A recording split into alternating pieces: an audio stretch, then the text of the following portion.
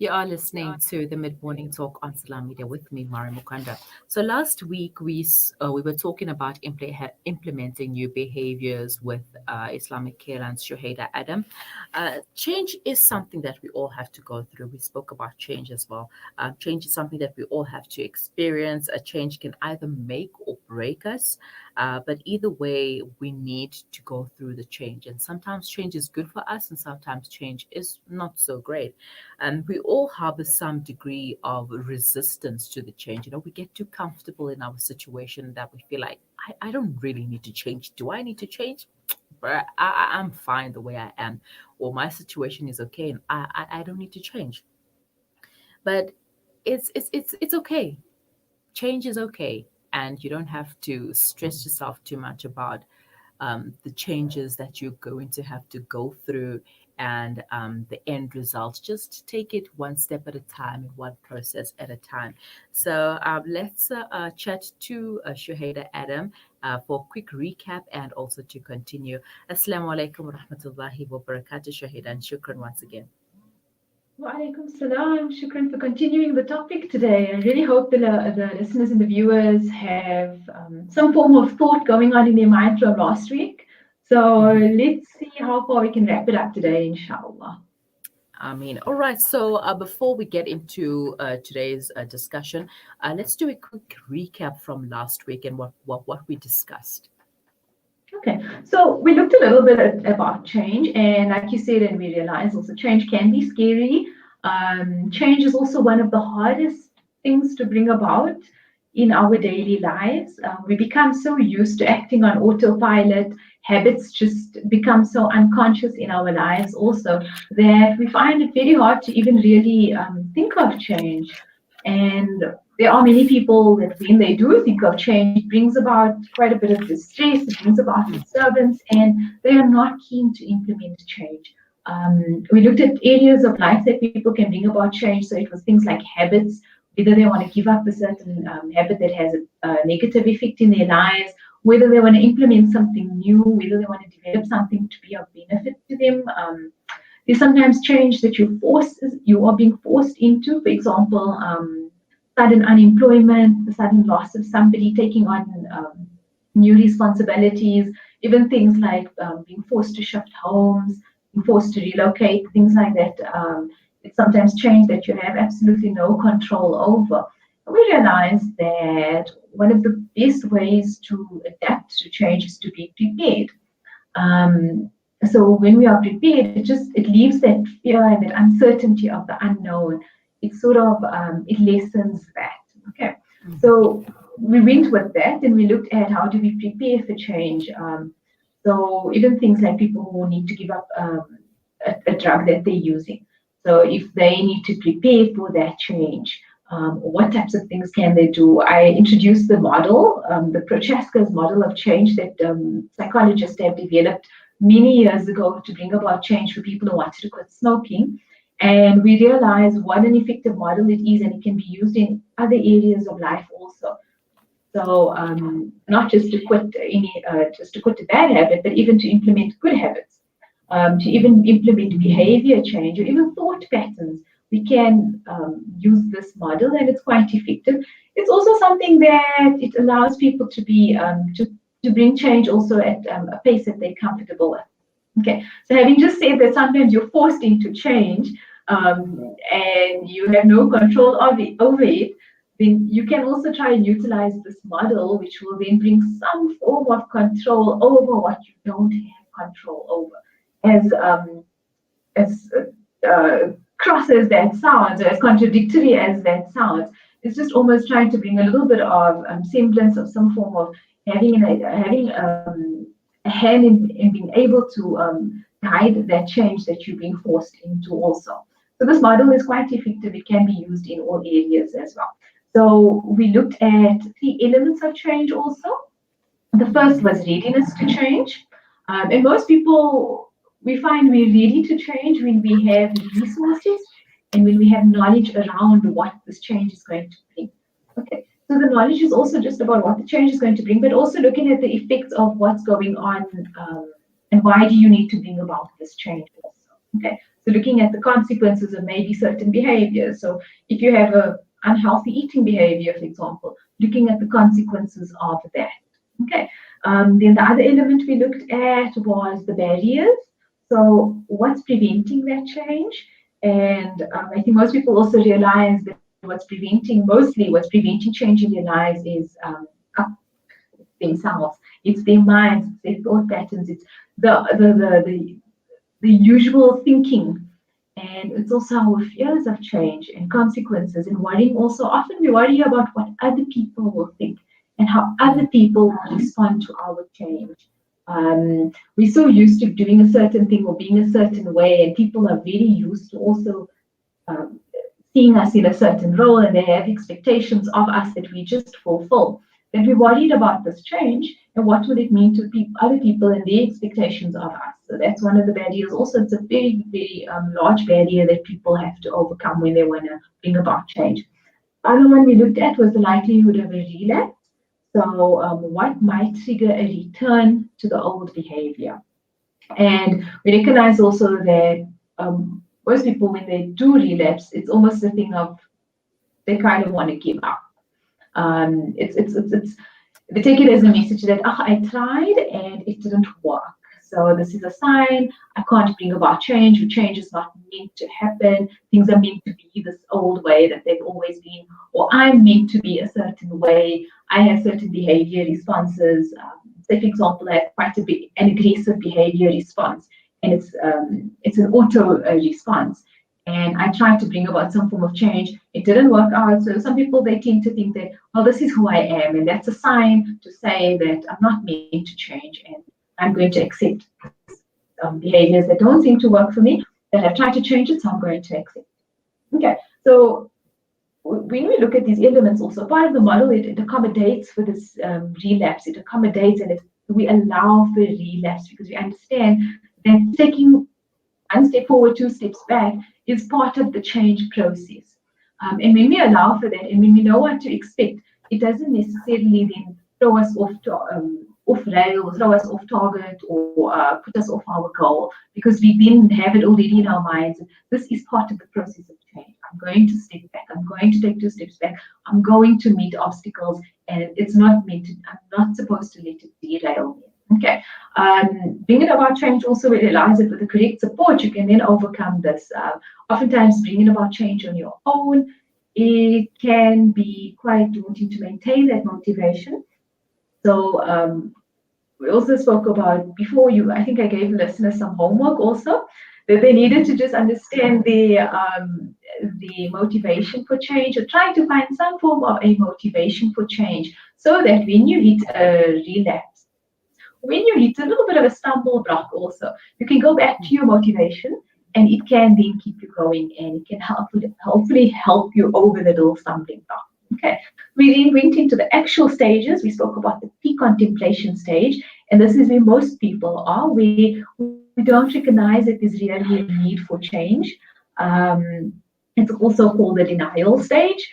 We recognize maybe there's a behavior there. We recognize certain ways, but we often think that it's not so bad, or it's not something that I really need to bring about change. Okay, or you may feel that I have no control over this, and this is what I'm just going to accept at this stage. Okay.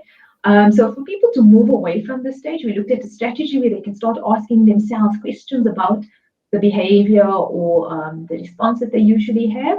And it's basically a self-analysis. The strategy is around self-analysis. So trying to work, or trying to understand really what the behavior is, why am I doing it, what feelings does it bring up, what is the sense of distress that comes about when I think of it. The next stage, we then move towards the contemplation stage. So at this stage, you become a bit more aware of maybe behaviors that don't work very well, or you start having an idea of, there's something I want to develop, there's something I want to grow in terms of my myself, or my home, or my family, etc. Wherever you. All right, Shuhaida, let me stop you there quickly. We just need to take a quick break, and we will continue afterwards, inshallah.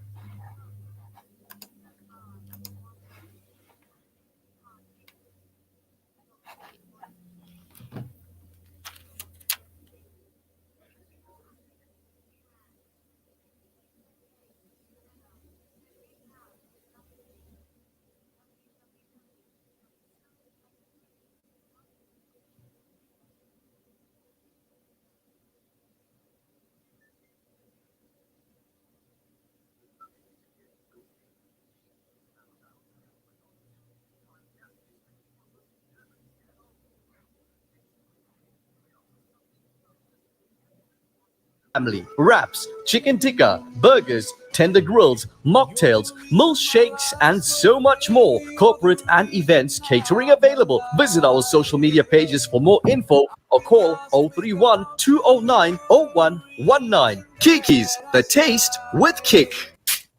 Motala Perfumes, one of the biggest perfume manufacturing houses in Africa, with a state-of-the-art manufacturing facility specializing in designing, creating, developing and producing new scents and matching designer fragrances for all our stores, as well as private labeling for individuals and companies across Africa.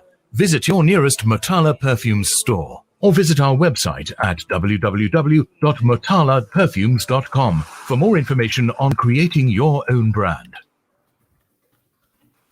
Our efforts continue all through the blessed month of Ramadan. So our aim is to, inshallah, literally save a few lives in whichever little way. Thanks to your support, we have provided thousands of people with staple and nutritious food pack supplies, access to fresh and clean water and education supplies, and so much more. I think it's a lot about the community and our well-wishers. And Penny Appeal utilizes your Fitra donations to help make a difference to the lives of some of the most vulnerable and needy families. And for that, every single day, we're really thankful or given the opportunity to serve humanity. We ensure they receive their food packs well ahead of Eid, ensuring that every family we serve benefits from your Fitra contribution. Fidya and or kafara also accepted. Visit www.pennyappeal.org.za or call 031 1100 573. Penny Appeal. Small change, big difference. It's been a household name for years. It's been an important ingredient in South African kitchens, and it's been an affordable, healthy choice for your family. Helios. First our pure sunflower cooking oil, and now introducing Helios margarines and spreads, following the same traditions and tastes you've grown to love and trust from Helios. Fortified with vitamins A, D, and E, also rich in omega-3 and 6 essential fatty acids for a healthy eating lifestyle. Helios margarine and spreads, available now at all leading South African supermarkets. Helios margarine, the tradition lives on. This is a special month of Ramadan, and most of these people fasting, and unfortunately they not have enough food for iftar, and not have wood for cooking. They not have clothes, shoes, anything, and many times they told mom we need new clothes for pray.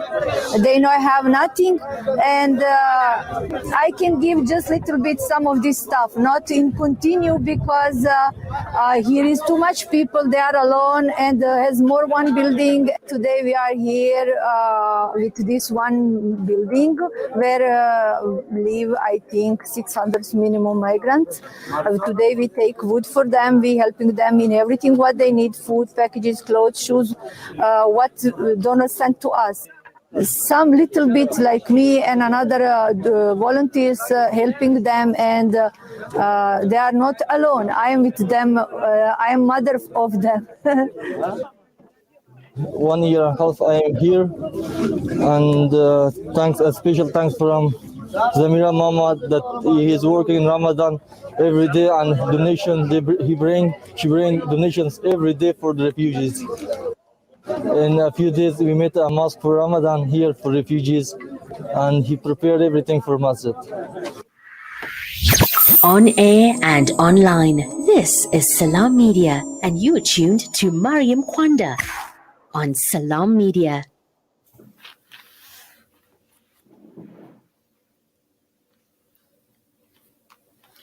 Welcome back. You're listening to the Mid-Morning Talk on Salam Media with me, Maryam Mkwanda, and we are still talking about implementing behavioral changes or new behaviors with Shuhaida Adam, who is a social worker at Islamic Careline.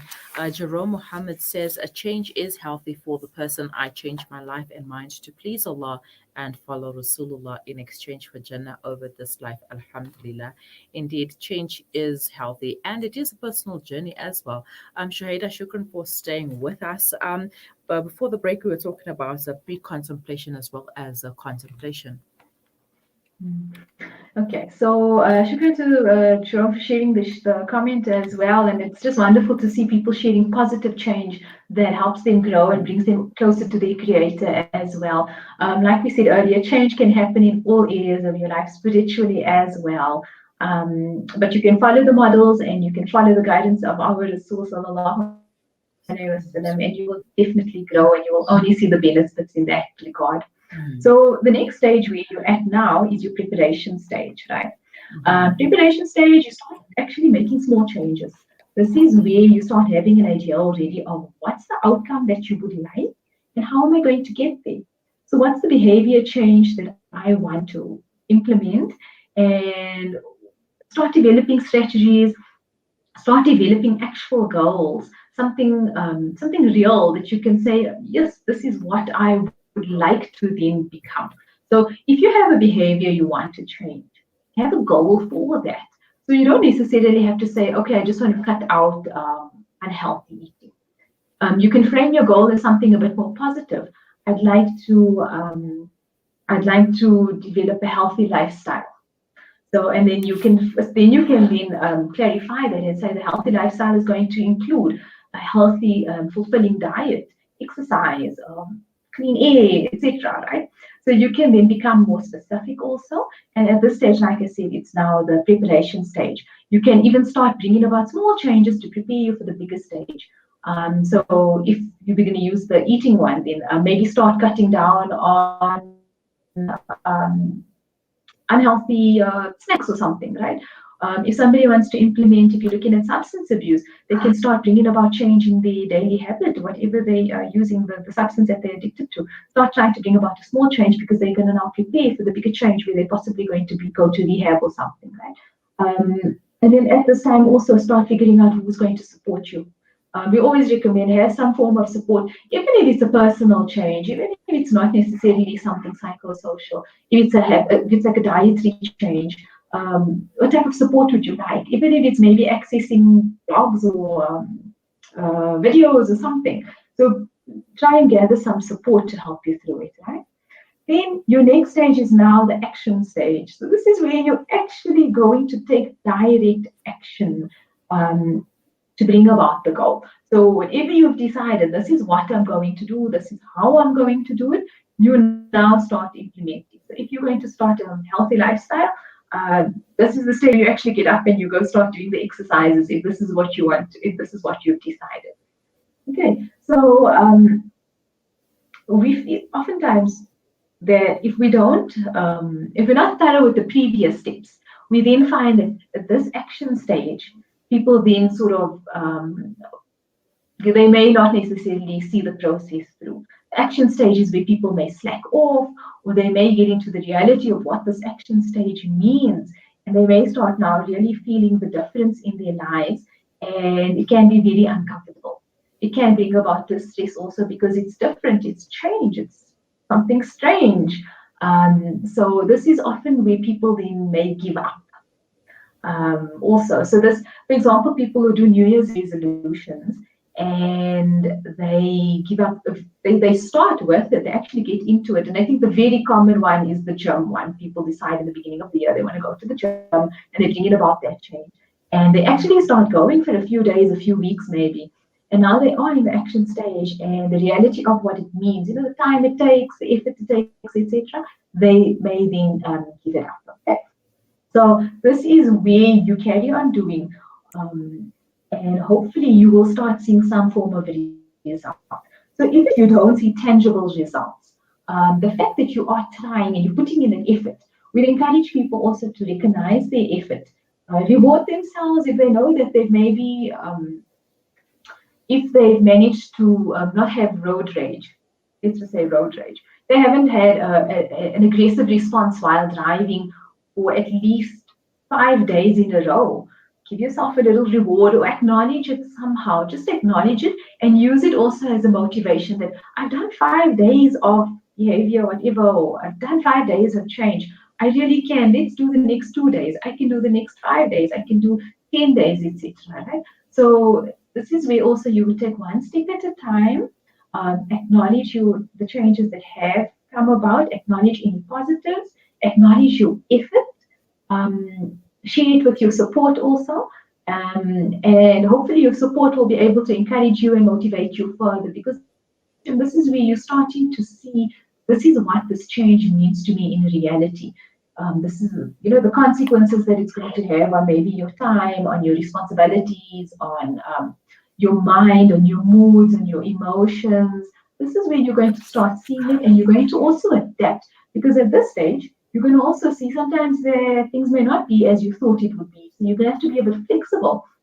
Think on your feet as you go along also. You may realize that, okay, I thought I'd be able to prepare for healthy eating, but I realized my fruits only last about 3-4 days. So I'm actually going out a lot more to go and supplement my healthy lifestyle, etc. This is where you can also start realizing the reality of it. So trying to be flexible, get some ideas from other people also, connect with your support at this time.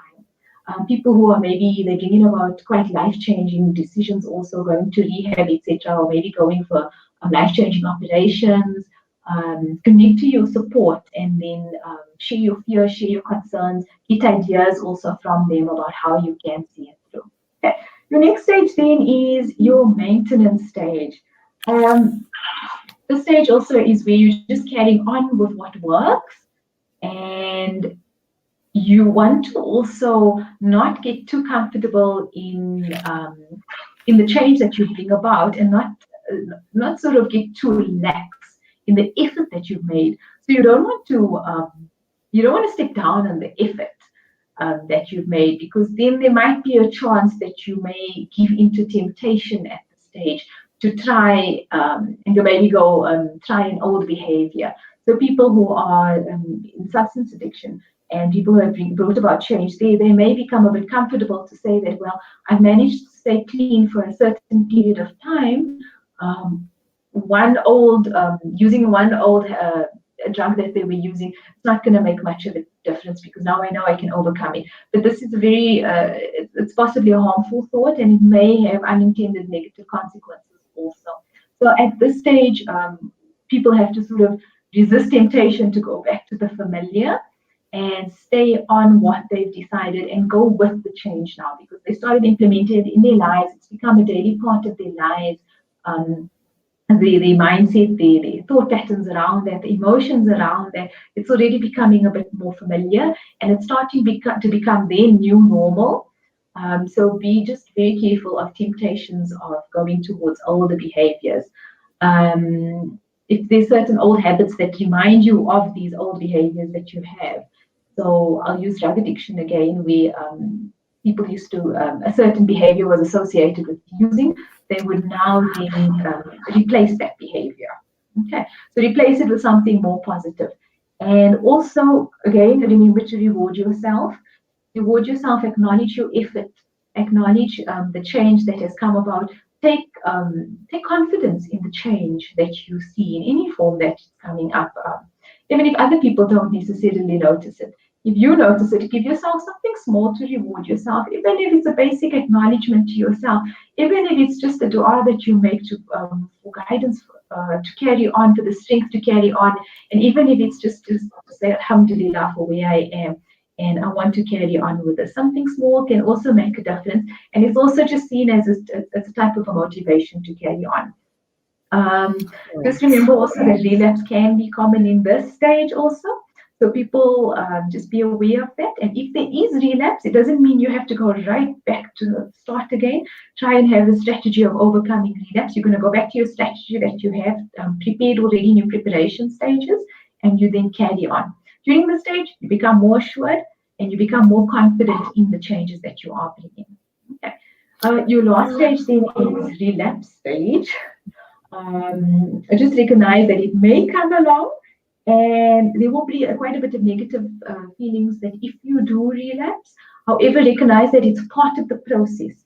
It doesn't mean that change is unsuccessful, that change is a failure. You have learned something along the way. You have developed some form of working forward. So you then need to just shift back 1 or 2, back to the action stage even. You don't have to go back to square one again. You can go back to point 3, square 3, and you can then carry on bringing about that change. The idea here is not to get caught in despondence, frustration, and disappointment. It's to then have already understand that this was part of my process. I needed to expect this, and I'm going to carry on with it. All right. In the words of Barack Obama, change will not come if we wait for some other person or some other time. We are the ones we've been waiting for.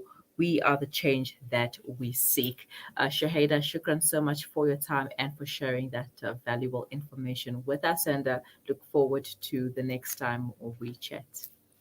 For sure, inshallah. Assalamu alaikum wa rahmatullah. Walaikum salam wa rahmatullahi wa barakatuh.